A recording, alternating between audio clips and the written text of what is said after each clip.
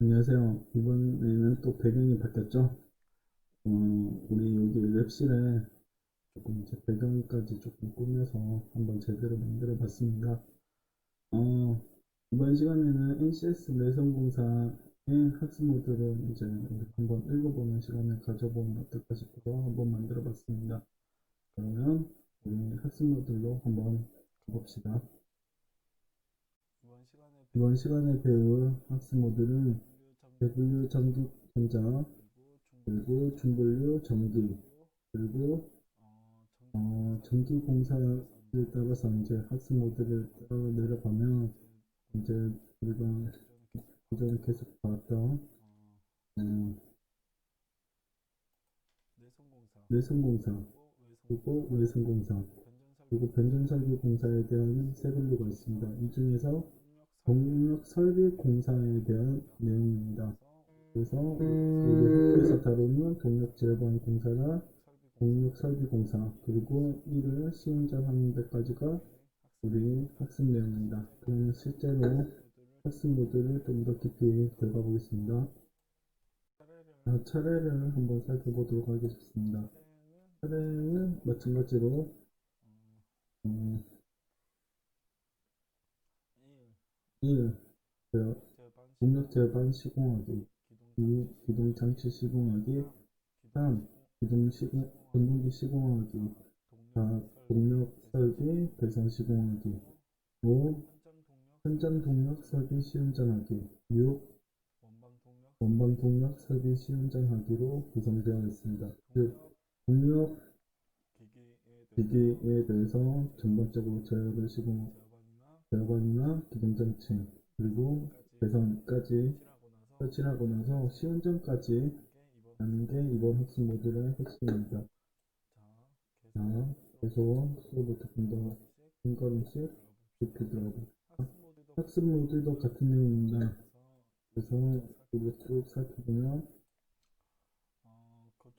건축물 내에서 이제 기계 설비용 전동기의 운전, 그리고 제어를 하거나 아니면 전기를 등록으로 필요로 하는 산업설비 등에서 공력설비를 구축하는 데 필요한 전동기 특성을 이해하고 선정 방법, 그리고 동력설비 공사 방법, 전동기의 시운전 및 동력설비 점검 등 전기 설비 관련 규정과 안전 규정에 맞게 공사할 수 있도록 하는 게 이번 학습 모듈의 최종 목표입니다. 그래서 앞서 설명했듯이 이제 전기 기기나 내성 규정, 그리고 내성 공사 방법, 전기 설비, 그리고 전기 설비 기술 기준 및 판단 기준까지 여러분이 알고 이 수업을 들으면 조금 더 깊이 있게 이해할 수 있습니다.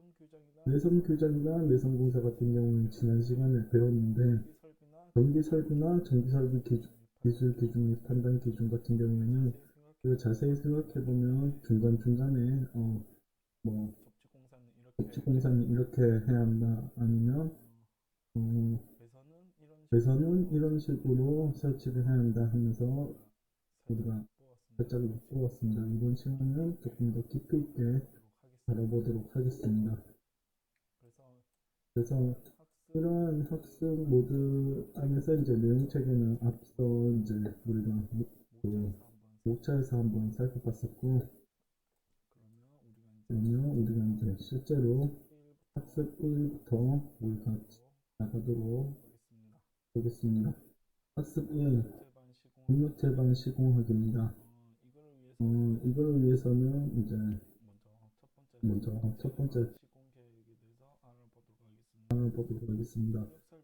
동력설비 시공 계획에서 이제 동력설비는 빌딩, 공장 등의 건축물에 설비되는 각종 동력기기 등의 전력을 공급하는 설비랍니다. 즉, 우리가 발전소에서 전기가 온다고 이제 이게 바로 쓸 수 없죠.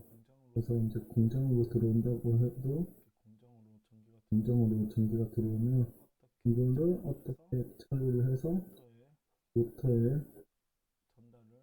전달을 합니다. 그리고 이 모터가 회전하는 힘으로 이제 공정을 가동을 하게 되는 거죠.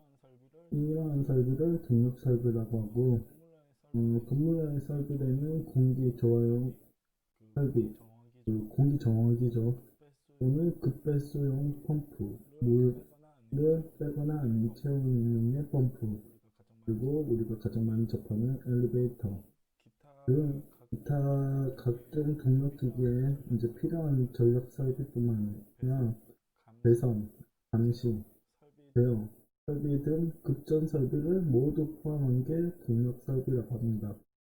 그, 단순 전력 설비뿐만 아니라 이제 선 깔고 그리고 이거에 대해서 이제 이상이 있을 때 알람을 띄우는 기능이나 아니면 이거에 대해서 전력을 어떻게 분산할 건지에 대한 제어 설비 등 급전 설비 모두 이 동력 설비 안에 들어간다는 내용입니다. 그래서 이러한 동력 설비의 종류와 용량은 시설 장소의 구조와 용도에 따라서 다르고 그리고 용도 및 사용 목적에 맞게 이를 시공을 해야 합니다. 이러한 동력 설비의 종류는 이제 표 1-1이고 표 1-1로 이제 정리해 볼 수 있습니다. 크게 이제 용도에 따라서 그리고 그 동력을 언제 운전하느냐에 따라서 그리고 평상시인지 아닌지에 따라서 크게 세 가지가 나옵니다. 용도에 따라서는 가장 많이 쓰는 게 급배수, 물을 채우거나 빼는 용도 또는 소방설비 이제 불났으면 이렇게 모터가 돌아서 물을 공급해줘야겠죠. 이때의 동력으로 구분하면 이제 급배수 펌프, 소화 펌프, 스프링클러용 이제 펌프 등이 여기에 동력 설비에 해당이 됩니다. 그리고 공기 조화 설비용은 이제 공조기라고 하죠. 그 이제 공장 안은 이제 늘 먼지랑 이제 그 유독가스가 가득 차 있기 때문에 이를 제어해줄 이제 공기 정화기라고 생각하면 됩니다. 이 공기 정화기처럼 이때 사용되는 이제 냉동기, 에어컨이라고 하죠. 그리고 냉수 펌프, 여름에 시원한 물 나오게 하는 거, 그리고 냉각수 펌프, 우리 뭐 원자력 발전소에서 많이 볼 수 있죠. 원자력이 너무 뜨거워지니까 이거를 차갑게 해줄 냉각수 펌프, 그리고 공조기 팬, 우리 이렇게 현장에 보면 에어컨 말고 구멍이 있는 데가 있습니다. 거기에서 이제 유독가스나 이런 걸 정화해주죠. 그리고 배기팬, 우리 납땜실에 있죠. 이렇게 납땜 연기가 나오면 빼주는 거, 배연팬, 이제 그런 팬들에 사용되는 공기 조화 설비용 동력이 여기에 해당이 됩니다. 그리고 건축부대 시설용으로 사용되는 동력은 어떤 거있냐 우리가 가장 많이 보는 엘리베이터나 에스컬레이터 그리고 방화벽 셔터라고 하죠. 이렇게 홈플러스 같은 데 가면 이렇게 기둥이 있고 기둥 사이에 무슨 은색으로 된 이렇게 돼 있는 게 있습니다. 이걸 이제 방화벽용 셔터라고 하는데 평상시에는 동작을 안 하는데 이렇게 폐점하거나 아니면 무슨 이상이 생겼을 때 이렇게 착 열으면서 이렇게 닫히는 문이 있습니다. 이 문을 셔터라고 하고 보통 이제 홈플러스나 대형 매장 같은 데서 많이 사용합니다. 그리고 이 외에 요 세 가지 범위에 안 들어간 종류로는 어떤 게 있냐 보통 이제 공장에 가면 시설 동력 그렇죠. 뭐 기본적으로 이제 전기를 공급을 해줘야겠죠. 그래야지 이제 공장 기구들이 돌아가겠죠. 그리고 오염 공력, 오염 동력 같은 경우에는 대표적으로 어떤 게 있냐면 갑자기 전기가 나가는 정전이 되면 그 병원이 가장 위험하죠. 가장 위험한 이유 중에 하나가 중환자 같은 경우에는 이제 그, 그 심폐소생기 뭐 그런 게 이렇게 몸에 붙여져 있는데 그게 갑자기 전기가 나가면 그 사람은 그냥 바로 죽겠죠. 그래서 이를 방지하고자 이제 전기가 나가면 이제 돌아갈 수 있게 만드는 전력이 있습니다. 그거를 오염 동력이라고 하고 그리고 사무기계용 우리 일반 회사 같은 데서 사용하는 사무기계용 등록도 여기 기타 용도로 들어갑니다. 요 운전 기간에 따라서 나누는 방법인데 이거는 상시 부하냐 아니면 하자기 동작이 부하냐에 따라서 나뉩니다. 이걸 간단하게 하면 어떤 거냐면 항상 켜져 있는 동력, 우리 건물에 보통 뭐가 있죠? 전등 같은 게 우리 뭐 여름이든 겨울이든 항상 쓰죠. 그래서 이때 사용하는 부하를 상시 부하라고 하고 하자기에만 쓰는 대표적인 거 에어컨, 그리고 동작에만 많이 쓰는 게 난방기, 이런 것들은 이제 특정 계절만 사용한다고 해서 하자기 또는 동절기 부하라고 합니다. 그래서 상시 부하 같은 경우에는 이제 급배수로 우리 어, 찍고는 찍고 뭐 이렇게 해야죠. 그리고 소화용 동력, 어, 불이 언제 날지 모르죠. 그래서 이제 이것도 상시 부하에 들어가고 건축 부대 동력 우리가 일을 해야 하니까, 그리고 공조 동력 건강 깨끗한 공기 마셔야겠죠. 그리고 의료용 동력이 여기에 해당됩니다. 냉동기, 냉수 펌프, 쿨링타페, 히터, 내열문 분기는 앞서 설명했던 것처럼 특정 계절에만 사용하기 때문에 하절기 또는 등절기 부하라고 합니다. 기상 부하는 이제 이 운전 기간에 따라서 구분하는 거랑 좀 비슷한데, 항상 사용하는 부하 같은 경우는 상용 부하라고 하고, 이제 비상 부하는 이제 불이 났거나 아니면 침수됐거나 올해 우리나라처럼 수해가 나서 이제 물이 가득 찼을 경우 이럴 때만 돌아가는 부하입니다. 그래서 배연팬, 연기를 빼주는 팬이나 소화 펌프 불 났을 때 이제 물을 공급해줘야겠죠. 그리고 보통 이제 전기가 나가면 엘리베이터를 사용하지 말라고 하는데, 엘리베이터도 이제 타워형 그 병원 같은 경우에는 전기가 갑자기 나가면 엘리베이터를 사용할 수가 없겠죠. 안에 환자가 있을지도 모르는데, 이를 방지하고자 이상 엘리베이터를 설치해서 운영을 하고 있습니다. 그래서 뭐 특수한 경우 이때만 이걸 사용한다고 합니다. 그래서 이런 동력 설비를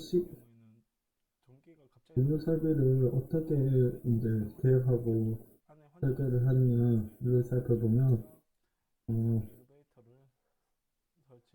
이렇게 넘길게요.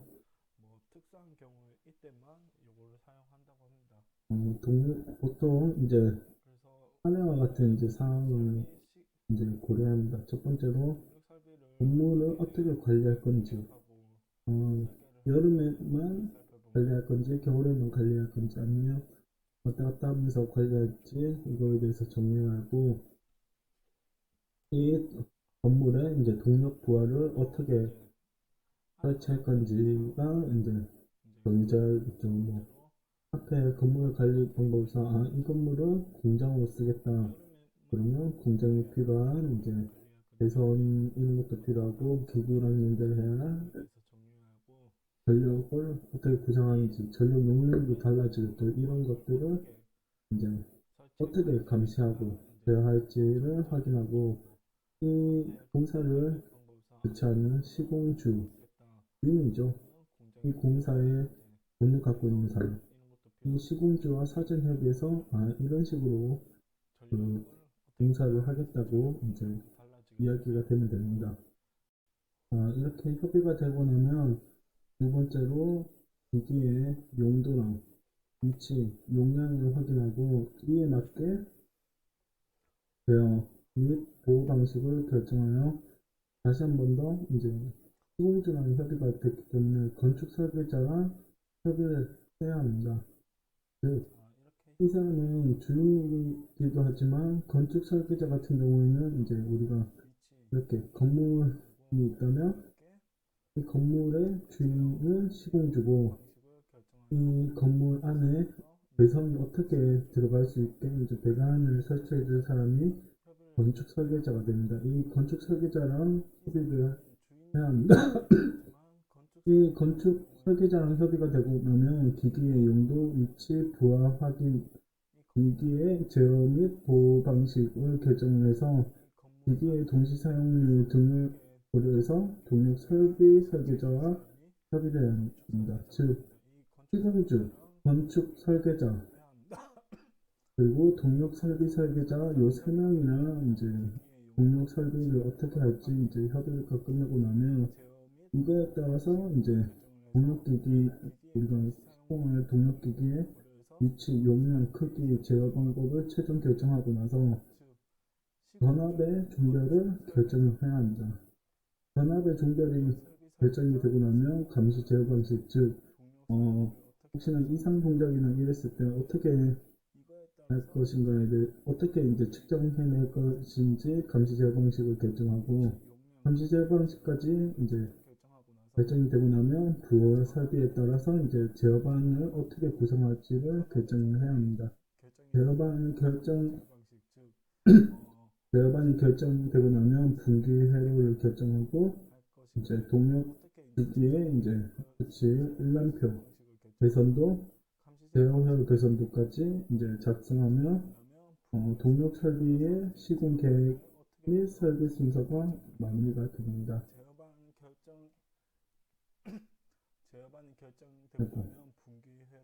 그러고 나면 이제 우리가 이제 이 방법들에 대해서 이제 조금 더 자세하게 살펴보면 먼저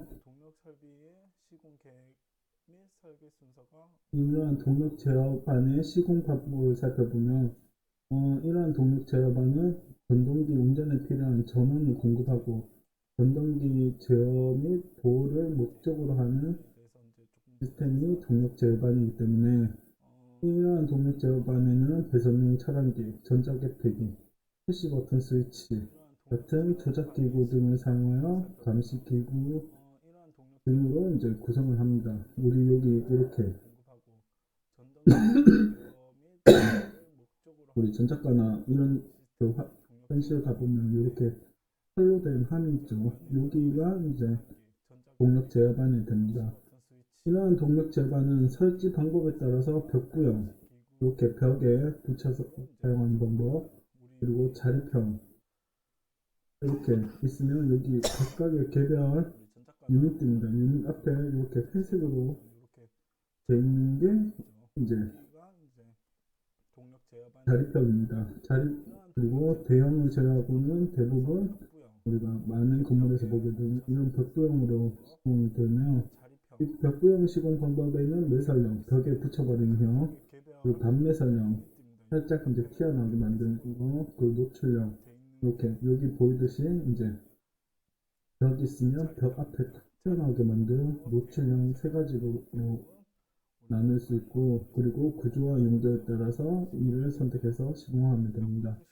동력 제어반 내에서 사용되는 구성 요소들은 이제 배치 방법에 따라서 일반형, 유닛형, 컨트롤 센터형 부분이 되고, 컨트롤 센터는 이제 전동기의 저항 부하 등을 개폐하거나 온오프죠.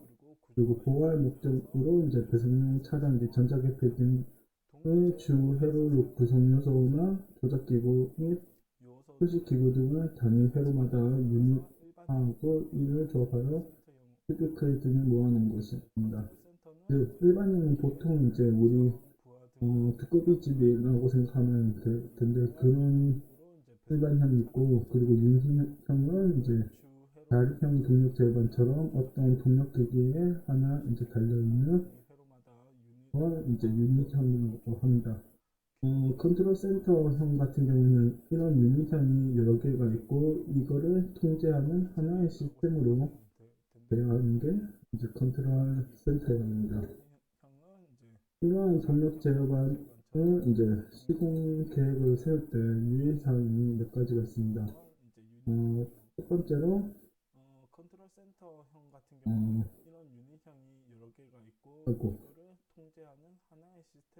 벽부형 동력 제어반 같은 경우는 설치 벽에 대한 구조적 요건을 고려해야 합니다.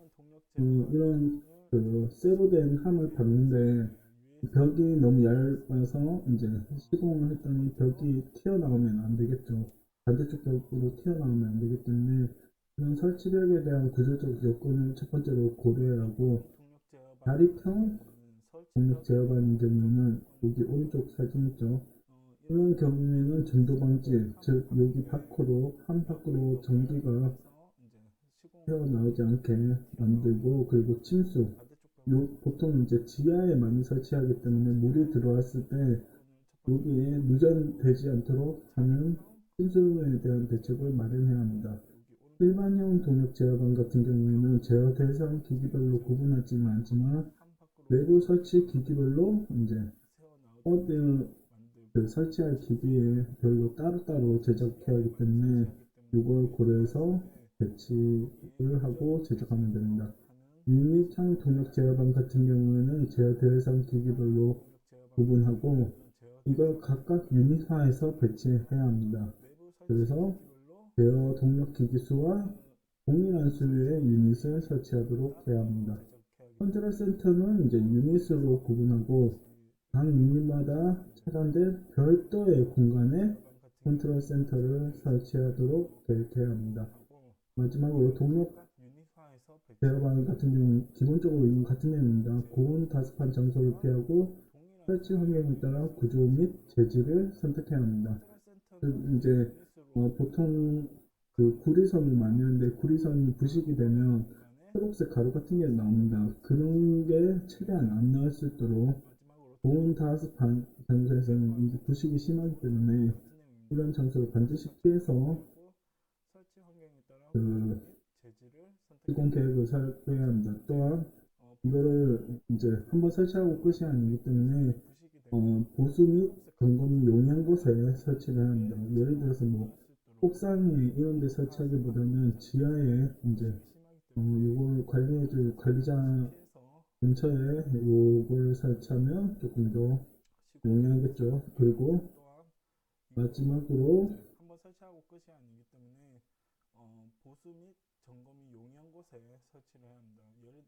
마지막으로 뭐가 있을까요?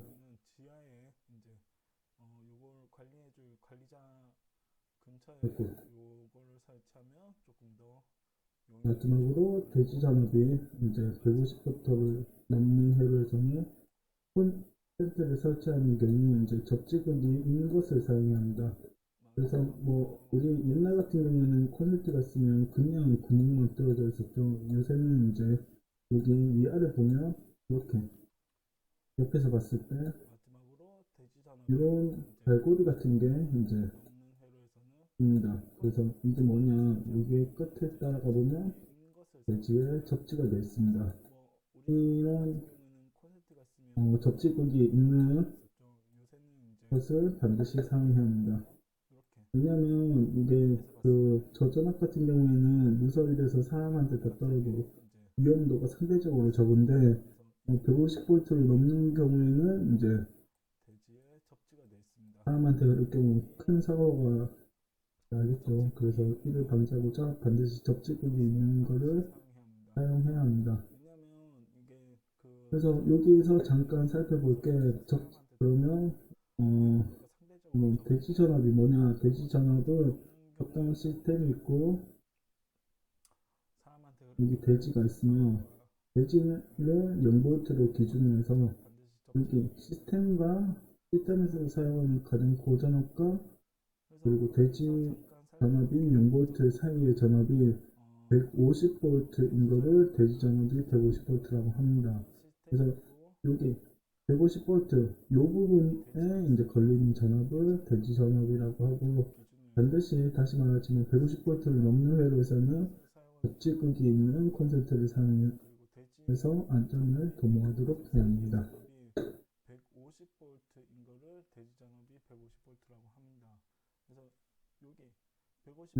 그래서 이거를 그 시공서를 이제 시방서라고 하는데 이 시방서 같은 경우는 이제 개요에 이제 이렇게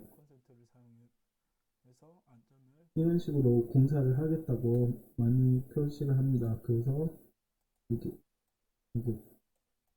보면 이제 뭐 어디까지 제작하고 설치할지 이거에 대해서 적어줘야지 이제 시공사는 이야기가 되겠죠.